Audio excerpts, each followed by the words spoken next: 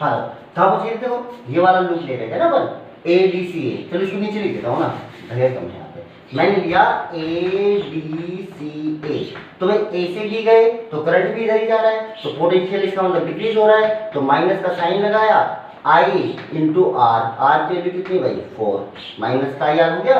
अच्छा फिर डी से सी जाना है, डी से सी, वापस आपको ए पे पहुंचना है ना, तो डी से सी गए तो भाई करंट किधर आ रहा है? उल्टा आ रहा है ना, तो इसका मतलब इधर हाई पोटेंशियल है, इधर लो, तो भाई प्लस का साइन आएगा, है ना। देखो करंट उल्टा आ गया तो प्लस का साइन ले लो, सेम डायरेक्शन में चले तो माइनस, तो देखो प्लस का कितना आ जाएगा, आर कितना है भाई 2, और आई कितना है I1 प्लस I2 माइनस का आई करंट है। फिर आप सी से ए जाना है, तो सी से ए जाओगे तो माइनस का 1i, करंट इधर जा रहा है तो माइनस का, प्लस का 10 इज इक्वल टू 0, बोलो सही है। अब वही सॉल्व कर लो आप, देखो इधर से देखोगे तो देखो I1 कितने आए, I1 देखो इधर से आएंगे प्लस के 4i1, प्लस के 4i1 आएंगे।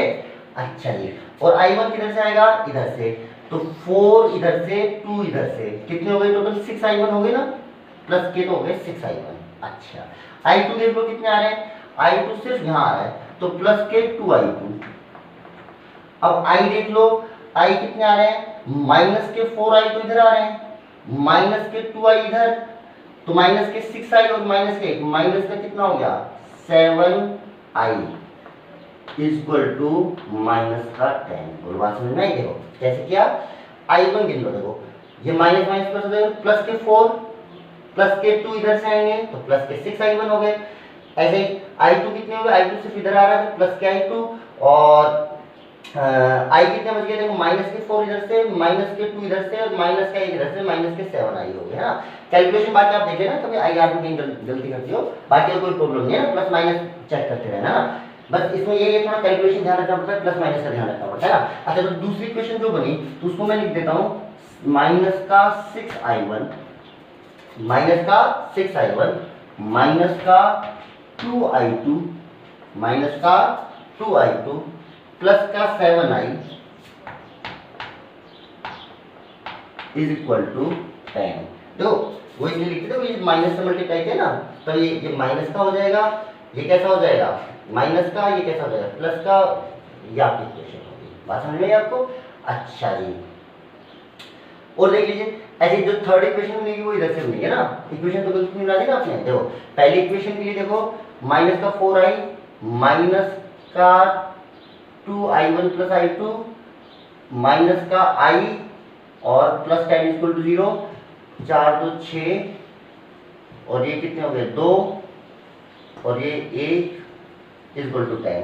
दूसरा देख लो माइनस का 4 इंटू i1 प्लस का 2i1 plus i2 minus i, minus का i प्लस का 10 इज इक्वल टू 0। i1 कितने हो गए प्लस के 4 प्लस के 2 6, ये कितना हो गया i2 प्लस के 2i2 minus 4 minus 2 6 minus i 7 equal to 10। बिल्कुल ठीक है, ये होगी इक्वेशन नंबर 2। ठीक है, अच्छा अब आ जाइए इक्वेशन नंबर 3 पे। जो लूप लेना है आपको, ये कौन सा लूप लेना है भाई? लूप, चलो मैं इस वाले को मिटा देता हूं पहले।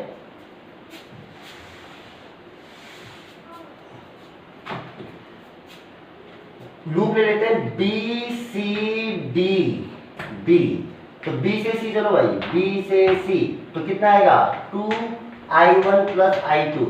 भाई जब प्लस का है माइनस का, सर जी माइनस का है ना, करंट इधर ही जा रहा है, पोटेंशियल डिक्रीज हो रहा है इसका मतलब। अच्छा अब आ रहा है सी से डी, सी से डी भी करंट इधर ही जा रहा है, तो कितना हो जाएगा माइनस का 2i1 प्लस i2 माइनस का i। सही है जी। अब D से B जाओ, D से B गए तो D से B गए तो पोटेंशियल प्लस का 5 हो गया क्या? Yes sir, is equal to कितना हो गया 0। तो थर्ड इक्वेशन कितनी बनेगी? देखो I1 कितने हो जाएंगे -2 और -2, माइनस के 4i1 हो गए। अच्छा I2 कितने हो गए माइनस के 2 और इधर से भी माइनस के 2, माइनस 4i2। अच्छा I कितने हो गए minus minus plus, plus I equal to -5। तो जहां तो +5 कर लो, ये साइन सारे पलट लो, समझ लो माइनस से मल्टीप्लाई कर दिया। तो कितनी इक्वेशन बन गई भाई? 3 इक्वेशन बन गई, है ना। और 3 अननोन है, सोल्व कर लो, तीनों की वैल्यू निकल जाएगी। सोल्व करना आपका काम है ना। फिलहाल तो इक्वेशन आसान ही बनी है। देखो इन दोनों इक्वेशंस को आप ऐड कर दोगे तो ये कैंसिल 8i बराबर कितना आ जाएगा? 20। 8i बराबर कितना आ गया? 20। देखो इन दोनों इक्वेशन को अगर मैं ऐड कर दूं तो ये दोनों कैंसिल हो जाएंगे। 8i बराबर इधर कितना हो जाएगा भाई? 20। तो i की वैल्यू हो जाएगी 20/8, यानी 5 4 4 यानी 2.5। कितनी हो जाएगी भाई? 2.5 एंसर आ गया। अच्छा अब i तो पता ही चल गया, तो i इस इक्वेशन में भी रख लो और इस इक्वेशन में भी रख लो i की वैल्यू। तो देखो i1 i2 में दो इक्वेशन आ जाएंगी, दोनों को सोल्व कर लीजिए, आपके पास क्या रहेगा? i1 i2, है ना।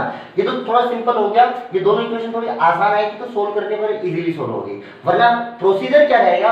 आपके पास ऐसी 3 इक्वेशन बनी, तो इस इक्वेशन से i की वैल्यू निकाल लो। तो देखो i इधर भेजोगे तो -5 इधर आ जाएगा, i की वैल्यू आ गई। i की वैल्यू इसमें भी रख दो और इसमें भी रख दो, तो देखो इन दोनों इक्वेशन से i तो गायब भी हो जाएगा, क्योंकि i की तो आप वैल्यू रख चुके होगे ना। तो दो इक्वेशन बनेंगी, ये i1 i2 में बनेगी, ये भी i1 i2 में। दो इक्वेशन को सोल्व करो, आप 10th में करते ही आए हुए पूरा सोल्व, है ना। तो i1 i2 दोनों की वैल्यू निकल के आ जाएगी, ठीक है। अच्छा अब i1 i2 की दोनों की वैल्यू आ गई, वो इसमें रख दो, वापस से किसकी वैल्यू आ जाएगी? i की वैल्यू, है ना। इसके आगे कैलकुलेशन भाई आपको करने दो। फिलहाल तो आसान था, इन दोनों सोल्व करते ही i आ गया, सिंपल सा, है ना। नहीं आता तो अपन क्या करते हैं, यहां से i की वैल्यू निकालते, तीसरी इक्वेशन से इन दोनों में रखते, फिर i1 i2 के अंदर दो इक्वेशन आती, दोनों को सोल्व करते, i1 आता, i2 वापस इसमें रखते, वो क्या आ जाता? i, तीनों अननोन आ जाते हैं। फिलहाल आप यहाँ पे i की वैल्यू आ गई, i की वैल्यू यहाँ पे रख लीजिए और इसमें रख लीजिए, ठीक है। या आप क्या करो, इन दोनों इक्वेशन को सिंपली ऐड करोगे तो देखो i तो वैसे ही कट जाएगा, या सिंपल आप रख लो i की वैल्यू। i तो आपको पता है, तो i यहाँ पे 2.5 रखोगे तो इधर जाके कितना हो जाएगा? 7.5। इधर 2.5 रखोगे तो 2.5 इधर रखोगे तो इधर जाके वापस से कितना हो जाएगा? 7.5। तो आपके पास एक इक्वेशन ये होगी, एक इक्वेशन ये होगी, दोनों को सोल्व कर लो, i1 i2 आ जाएगा ना। इसके आगे कैलकुलेशन आपको करनी है। चलिए जी, फिलहाल समझ में आ रहा है ना क्या करना है आगे? i यहाँ पे रखो, i यहाँ पे, इस i को इधर, ये पूरे कांस्टेंट हो जाएंगे। देखो ये आ जाएगा 4i1 + 4i2, इधर आ जाएगा 6i1 + 2i2 बराबर कांस्टेंट। जब दोनों को सोल्व कर पाओगे, या i1 के कांस्टेंट बराबर कर लो या i2 के बराबर कर लो, और फिर दोनों को सोल्व कर लो ना। ये काम आपको करना है। चलिए जी, छोड़िए, ओके। इसके बाद एक क्वेश्चन और देखिए, एक क्वेश्चन और देखिए, तो ये भी इंपॉर्टेंट क्वेश्चन है, एनसीईआरटी का ही है। ये बोला कि कोई 120 वोल्ट की बैटरी है ना, इससे मुझे एक बैटरी चार्ज करनी थी, ठीक है। वो थी 8 वोल्ट की, और इस बैटरी का जो इंटरनल रेजिस्टेंस था वो था 0.5 ओम, ठीक है। और चार्ज करने के लिए इसके सीरीज में मैंने एक हाई रेजिस्टेंस यानी 15.5 ओम का एक रेजिस्टेंस लगा दिया। अच्छा बोला कि इस बैटरी के अक्रॉस कितना पोटेंशियल डिफरेंस होगा, इस बैटरी के अक्रॉस कितना पोटेंशियल डिफरेंस लगा। अच्छा एक बात देखिए आप, देखो करंट तो मेरे हिसाब से ये बैटरी देगी, तो ये बैटरी तो क्या होगी? डिस्चार्ज, और ये करंट इसमें जाएगा तो ये बैटरी कितनी होगी? चार्ज। अच्छा क्या ये दोनों बैटरी पैरेलल में जुड़ी हुई है? Yes sir. तो इसके अक्रॉस पोटेंशियल ड्रॉप और इसके अक्रॉस पोटेंशियल ड्रॉप क्या बराबर होगा? Yes sir. तो चाहे आप इसके अक्रॉस निकाल लो चाहे इसके अक्रॉस, पर इसके अक्रॉस निकालोगे तो मान लीजिए आई करंट आया, तो इसके अक्रॉस पोटेंशियल ड्रॉप निकालोगे तो ये निकलेगा ε2 + IR2, क्योंकि ये तो कैसी हो गई? चार्जिंग। चार्जिंग के टाइम कितना होता है? εn + IR, और इसके अक्रॉस निकालोगे तो कितना हो जाएगा? इसको मान लो εn1 IR1। चाहे आप इधर से निकालो चाहे आप इधर से निकालो। देखो आपने समझो दो बैटरी पैरेलल में है, दो बैटरी पैरेलल, तो दोनों के अक्रॉस पोटेंशियल डिफरेंस सेम होगा, इसके अक्रॉस भी और इसके अक्रॉस भी। मुझे इसके अक्रॉस पूछा है, तो चाहे आप इसके अक्रॉस निकालो चाहे आप इसके अक्रॉस निकालो, वो आपकी चॉइस है ना।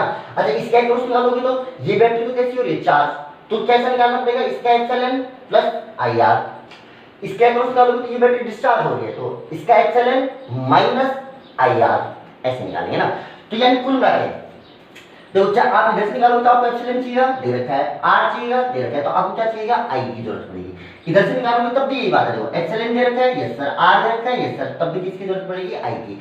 यानी आई आ गया तो आपके पास पोटेंशियल जो डिफरेंस है इन दोनों पॉइंट्स के अक्रॉस वो आ जाएगा, potential difference across the battery. चलिए जी करते हैं कोशिश। तो आई की वैल्यू निकालनी है, तो या तो लूप रूल लगाओ, लूप रूल लगाएंगे, देखो आप यहां से तो ए बी सी डी, तो ए से डी कुछ भी नहीं हुआ, बी से सी जाओगे तो सबसे पहले तो बैटरी के हाई पोटेंशियल से लो पोटेंशियल जा रहे हो तो कितना हो गया भाई, -8 हुआ।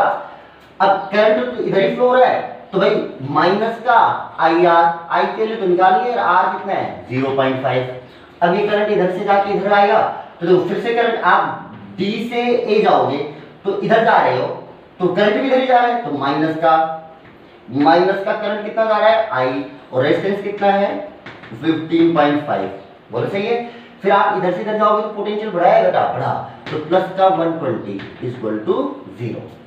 आप गौर से देखना, देखो ये कांस्टेंट सोल्व करोगे तो ये आएगा 112 112, और देखो ये 15.5 है और ये 0.5 है, तो 16 आई हो गए, इसको इधर ले आओ, प्लस के हो जाएंगे, देखो ये दोनों मिलके 16 आई हो जाएंगे, इसको इधर ले आओ इक्वल के, यानी 0 तरफ तो 16, इसको कट कर लीजिए 7, तो आई की वैल्यू कितनी आ गई भाई 7 आ गई। कहां से निकाली आपने, लूप रूल लगा के, कहां से निकाली आपने, लूप रूल लगा के ना, और करंट कितना आया 7 एम्पियर आई, है ना, आई इक्वल टू 7, यूनिट लिखना ना भूलें भाई, यूनिट लिखनी पड़ेगी आपको, है ना। करंट आया 7 एम्पियर। अच्छा करंट आते ही चाहे आप इसमें वैल्यू रख दो चाहे इसमें, देखो सेम ही आंसर आएगा ना। जैसे मान लो इसमें रखा, तो इसमें कितना है, देखो एप्सिलॉन वैल्यू 8 प्लस आई कितना है 7 इनटू ये कितना है भाई रेजिस्टेंस 0.5, सोल्व कर लो, ये 11.5 आ गया, ये 3.5 होगा, 3.5 इसमें जोड़ोगे तो 11.5, चाहे आप यहाँ पे रख लो।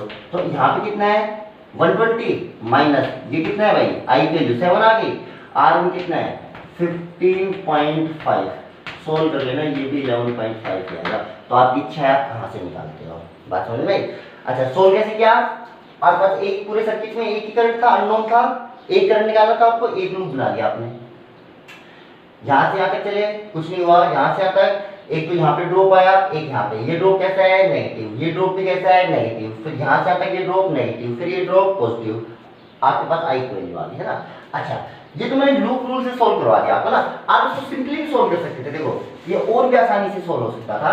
जैसे मैं आपसे बोलूं भाई आई की तो वैल्यू निकालनी है, अब ए की लूप है, कोई ऐसा तो है नहीं कि इसके अंदर बहुत टिपिकल सर्किट है, तो आप नेट ईएमएफ निकाल लो।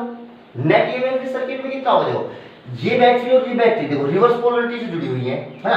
अगर ये बैटरी इसको इधर लेके आओगे तो क्या ये बैटरी उल्टी जुड़ी हुई है, यस सर।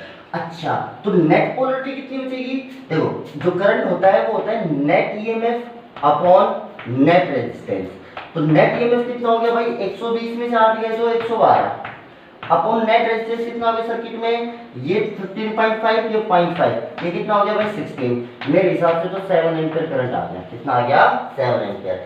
वही अब यहाँ पे रख दो, चाहिए यहाँ पे, तो ये सिंपल भी निकाल सकते थे आप, है ना, वो अपन तो लूप रूल की प्रैक्टिस कर रहे थे इसलिए अपन ने वैसा निकाला था। चलिए जी और देखिए,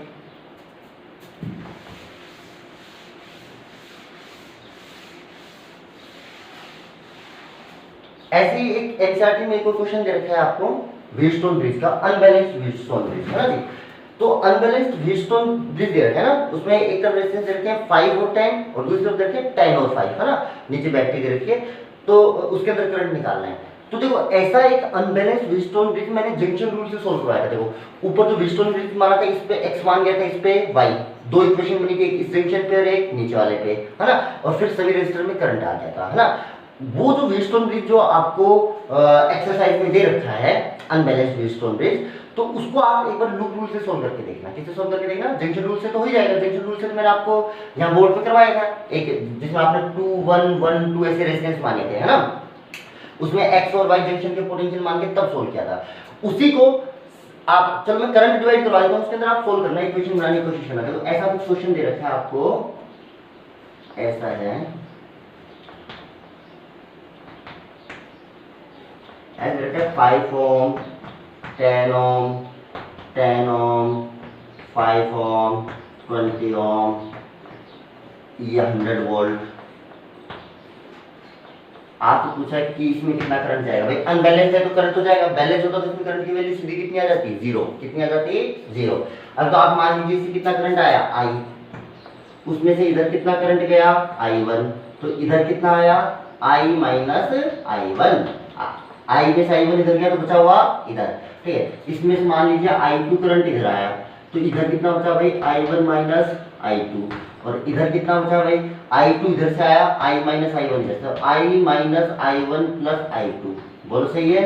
अब ये दोनों करंट जब यहाँ पे आएंगे तो देखो ऐड करोगे तो I1 से I1 कैंसिल, I2 से I2 कैंसिल, बचा क्या I, तो बैटरी से I लिया, I बैटरी के पास पहुंच गया, इसका मतलब आपने करंट का डिस्ट्रीब्यूशन सही किया है। अननोन कितने हैं भाई आपके लिए, आपके लिए 3 अननोन है, I, I1, I2। एक तो आप लूप ले लेना ये वाला, एक लूप ले लेना भाई आप ये वाला, कितने लूप हो गए, 2, और एक लूप ले लेना आप देखो ये वाला, ये और क्लोज लूप है ना, देखो एक तो लूप, एक, दूसरा लूप 2, तीसरा लूप 3। तो आप ऐसे 3 लूप ले लेना, 3 इक्वेशन लेंगे, सोल्व करके देख लेना। तीनों इक्वेशन बनने के बाद जो पिछला क्वेश्चन कैसे है वैसे क्वेश्चन बन जाएगा ना, I1 I2 और I में 3 इक्वेशन लेंगे, ये वाला क्वेश्चन आपको करके देखना है। चलिए जी और देखिए, अब बात करते हैं व्हीटस्टोन ब्रिज की। नेक्स्ट जो अपना टॉपिक है वो है व्हीटस्टोन ब्रिज। व्हीटस्टोन ब्रिज है ना, व्हीटस्टोन ब्रिज क्या होता था, व्हीटस्टोन ब्रिज एक 5 रजिस्टर का एक कॉम्बिनेशन होता था, ऐसा ऐसा ऐसा ऐसा, और यहाँ पे एक मैं RG रेजिस्टेंस का गैल्वेनोमीटर लगा रहा हूँ, क्या लगा रहा हूँ, गैल्वेनोमीटर, है ना। अब ये रेजिस्टेंस का रेजिस्टेंस हो गया, और गैल्वेनोमीटर क्या होता है, करंट को डिटेक्ट करता है ना, ये बताएगा करंट इधर से इधर जा रहा है, इधर से इधर जा रहा है ना, करंट बताता है ना, करंट को डिटेक्ट करता है। ओके, अच्छा ये R1, ये R2, चलो ऐसे लिख लो, ये P Q R और S, ठीक है। इन दोनों साइड से मैंने ये एक बैटरी जोड़ दी, ठीक है। अच्छा देखो इसके जो 4 रजिस्टर जुड़े हुए हैं P Q R S, इसके 2 एंड्स के बीच में तो क्या जुड़ा हुआ है, गैल्वेनोमीटर, और बचे हुए 2 एंड्स के बीच में क्या जुड़ी हुई है, बैटरी, क्या जुड़ी हुई है, बैटरी। अच्छा इसको जो बोलते हैं, इसको बोलते हैं गैल्वेनोमीटर आर्म। क्या है भाई, गैल्वेनोमीटर लगा है तो करंट को डिटेक्ट कर देगा, इसकी जगह पे सिंपल रेजिस्टेंस भी लगा सकता है तो कोई फर्क नहीं पड़ता है ना, पर बाकी ये क्या कहलाएगी आपकी गैल्वेनोमीटर आर्म। और ये जो बची जिनके बीच में आपने बैटरी लगा के, इसको बोलते हैं EMF आर्म या बैटरी आर्म, EMF आर्म और बैटरी आर्म, ठीक है। यानी 2 एंड्स के बीच में अगर आपके पास गैल्वेनोमीटर है तो बचे हुए 2 एंड्स के बीच में आपके पास क्या होनी चाहिए, बैटरी, तब ये व्हीटस्टोन ब्रिज कहलाएगा, है ना।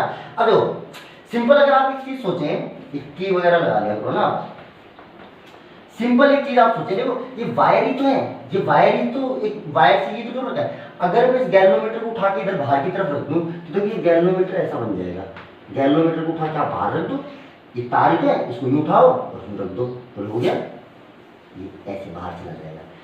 ऐसे इस बैटरी को उठाओ इधर रख दो तो ये बैटरी इधर आ जाएगी, देखो ऐसे।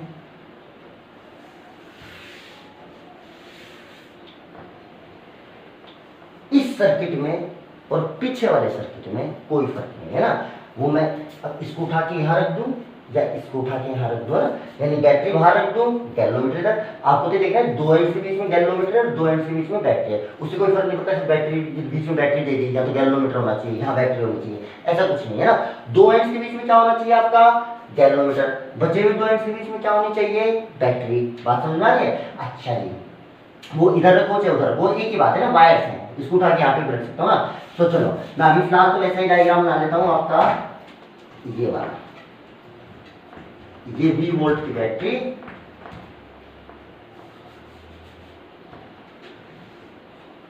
और इधर गैल्वेनोमीटर। चलिए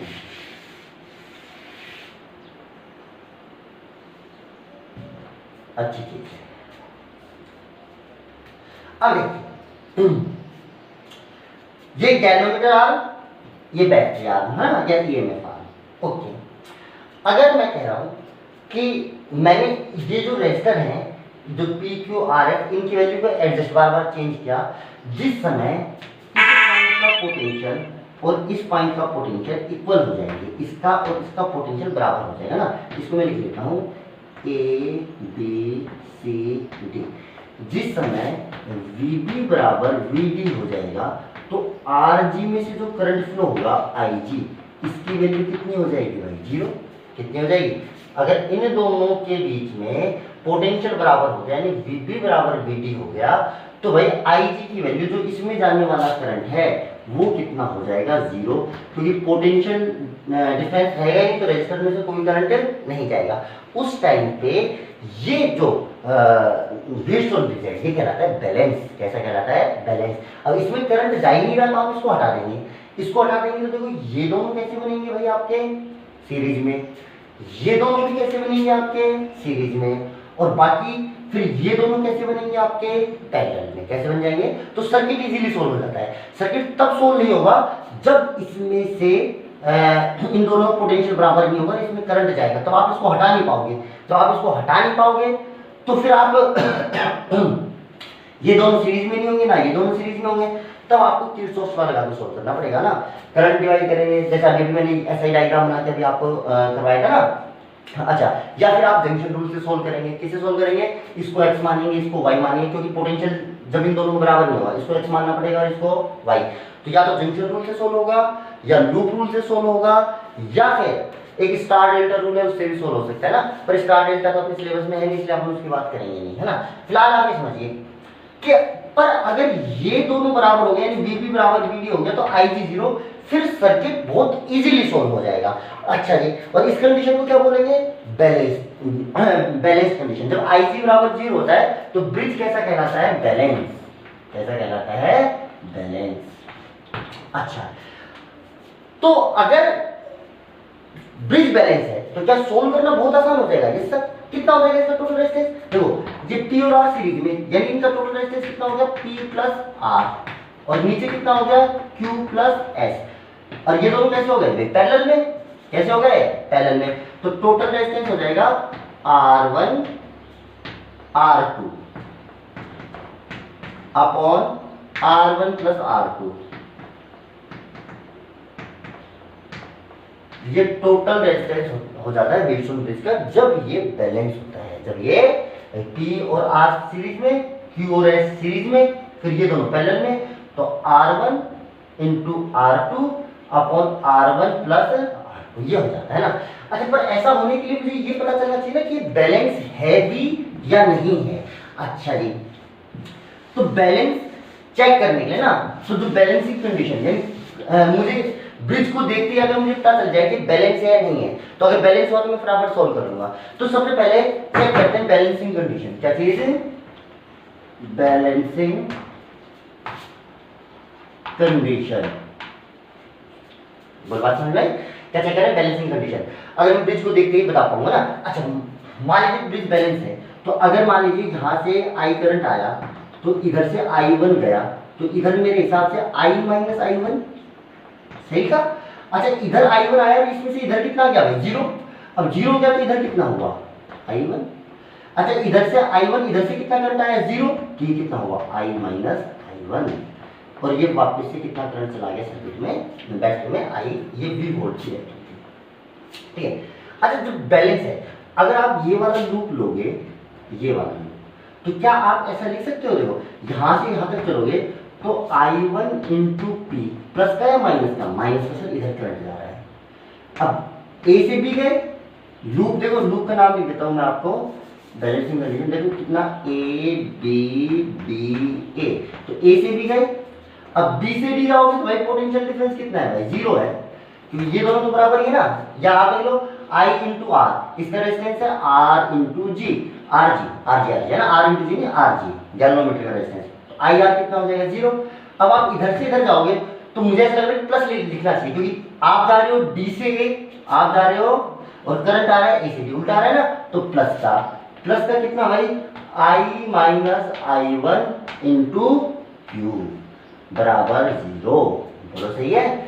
यहाँ इसको लिख सकते हो, देखो आई वन इंटू पी बराबर I minus I one into Q. भाई एक टर्म नेगेटिव है, एक पॉजिटिव है, दूसरे को बराबर नहीं आ जाओ ना। ऐसे आप एक लूप ये वाला ले लें। जब आप ये वाला लूप लेंगे तो इधर से हो जाएगा माइनस का I one into R, sorry हाँ बी से कहा गए आप सी। अब सी से आ जाओ आप डी, तो क्या प्लस लेना पड़ेगा? यस सर, कितना I minus I one into S बराबर 0।